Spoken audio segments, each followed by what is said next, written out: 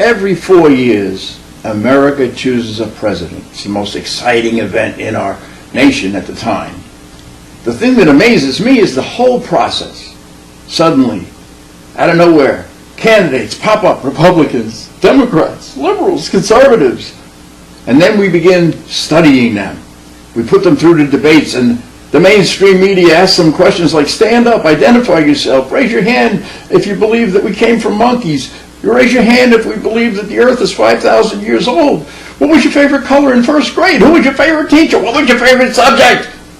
Oh, it's amazing, it's just amazing. And then we scrutinize them for errors, and then we get into hate ads. He's too liberal, he's too conservative, he'll spend too much, not good for Washington, no good for America. But then, after it's all said and done, the election is determined by one little phrase or thing.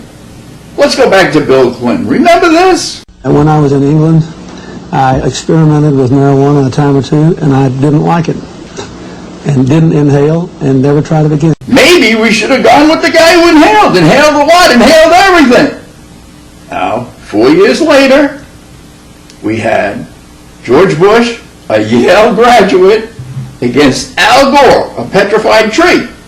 And people had difficulty choosing between the tree and the Yale graduate. And so, what did they do? They couldn't decide after all the ads, and so they said, who would I rather have a beer with?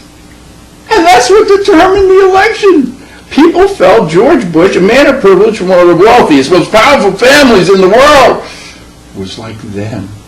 Who had never had a job till he was 40, was never sober, but he's just like them. So let's have a beer with him. He became president. 4 years later, John Kerry, throwing his war medals back.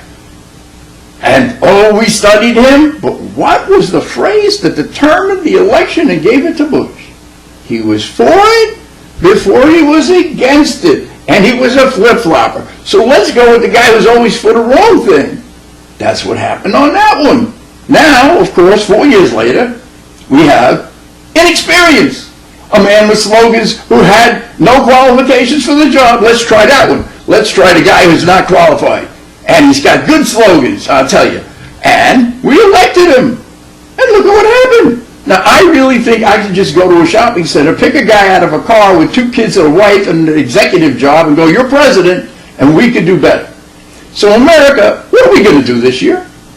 What level are we going to stoop to now, man? What idiotic thing are we going to determine our president? How will we know?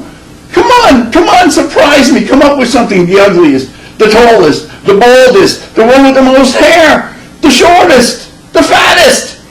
Pick something good. I really can't wait to see how we decide. Thank you.